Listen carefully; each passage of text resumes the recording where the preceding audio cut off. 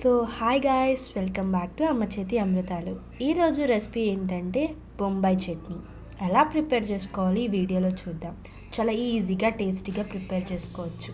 మనకి కావాల్సిన ఇంగ్రీడియంట్ ఉప్పు, కారం, పసుపు, ఉల్లిపాయలు, పచ్చిమిరపకాయలు, బంగాళదుంప, టమాటా, క్యారెట్, అల్లం వెల్లుల్లి పేస్ట్, కరివేపాకు, కొత్తిమీర, పోపు పక్క తీసి ఉంచుకోండి.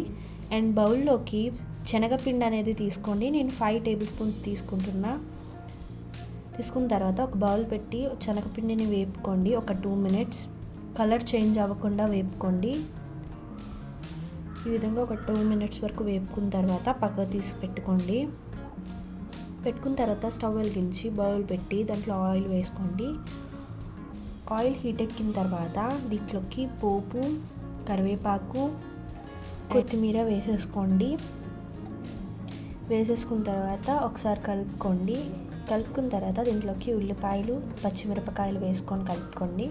కలుపుకున్న తర్వాత క్యారెట్, కట్ చేసి ఉంచుకున్న క్యారెట్ వేసుకోండి. అండ్ బంగాళదుంప అండ్ కట్ చేసి ఉంచుకున్న టమాటీలు వేసుకొని కలుపుకోండి. ఒక 2 మినిట్స్ వరకు దూరగా వేగనివ్వాలి.